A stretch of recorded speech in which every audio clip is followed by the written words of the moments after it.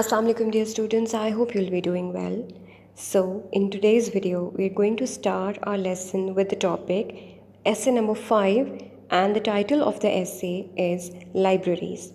We are very much well familiar with the libraries and its importance in the educational life. So let's get started with the reading and then its little explanation. With the spread of literacy, libraries have become essential tools for learning. जैसे जैसे ख्वानदगी बढ़ती जा रही है या फैलती जा रही है, लाइब्रेरीज़ तालीम हासिल करने का या सीखने का एक बहुत ही अहम हिस्सा बनते जा रहे हैं. टूल्स आर कॉल्ड, उर्दू में हम उसको कह सकते हैं औजार. Public instruction is making rapid progress everywhere in Pakistan. Public instruction means public knowledge. बहुत तेज़ी से बढ़ रही है हर जगह पाकिस्तान में. It is no more privilege of the well-to-do only to acquire knowledge as it was not so very long ago.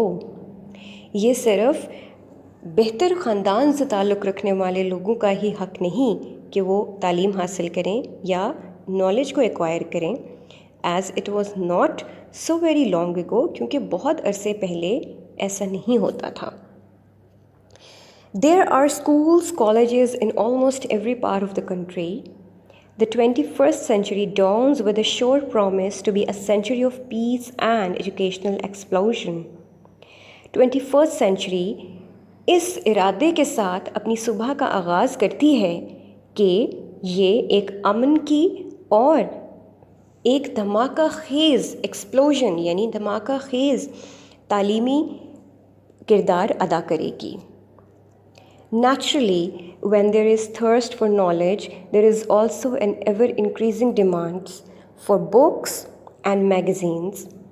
कुदरती तौर पर जब भी इल्म हासिल करने की ज़रूरत होती है तो ख़ुद ब खुद मैगज़ीन्स और किताबों की डिमांड यानी किताबों का तकाज़ा बढ़ जाता है.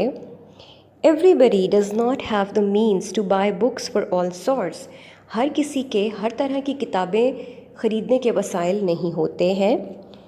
Mass education program is bound to suffer adversely if there are no free libraries for students. Mass education बहुत बड़े लेवल की एजुकेशन या बहुत बड़े हद तक एजुकेशन हासिल करने का जो एक सिलसिला है वो बहुत बुरी तरह मुतासर होता है अगर तालिब इल्म के लिए लाइब्रेरीज़ में मुफ्त किताबें मुहैया ना की हों.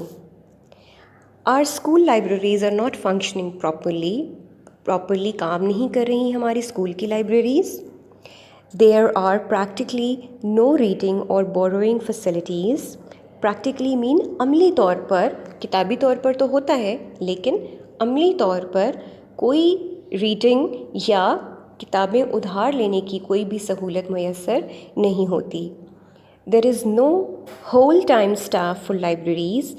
फुल टाइम स्टाफ के प्रॉपर एक पूरे दिन के लिए एक ऐसा स्टाफ मुकर्रर किया जाए जो सिर्फ लाइब्रेरी के लिए काम करे, वो बहुत कम जगहों पर है या बिल्कुल भी नहीं है. Above all, there is no incentive to read general books or fiction. इन सब के साथ साथ किसी किस्म का कोई इंसेंटिव या बोनस नहीं है to read general books और fiction के आम किताबें जो आपकी सिलेबस से हटकर होती हैं या फिक्शन को पढ़ने के लिए. The few books that may be there in the dusty old almirahs stink awfully. और अगर कुछ किताबें पड़ी भी होती हैं पुरानी अलमारियों के अंदर तो वो बुरी तरह से बदबूदार होती हैं. This is mainly so for want of fresh air in the stuffy locked cupboards. Now what it needs basically कि यहाँ पर जो बंद अलमारियाँ हैं उनको ताज़ा हवा की भी ज़रूरत है. More often the books are just old titles, moth-eaten and worn out. और अक्सर औक़ात ये किताबें जो हैं वो बहुत ही पुरानी टाइटल्स की होती हैं, बहुत पुरानी होती हैं. moth-eaten कीड़े मकोड़े खा लेते हैं उनको, and worn out और बहुत पुरानी होती हैं. Libraries obviously play an important role in creating a genuine love for books and interest in current affairs. जो हालात हाज़रा होते हैं उसमें लाइब्रेरीज़ एक बहुत रोल प्ले करती हैं कि स्टूडेंट्स का उसके अंदर इंटरेस्ट गवर्न हो. Their reading rooms promote a spirit of discipline, research, inquiry and fellowship. Reading rooms जहाँ पर सब बैठकर एक टेबल के ऊपर बुक्स पढ़ते हैं वो ना सिर्फ आपके अंदर नॉलेज को इंक्रीज़ करते हैं but they also develop a spirit of matehood, fellowship. Inquiry means the sense of being inquisitive, that you want to learn more.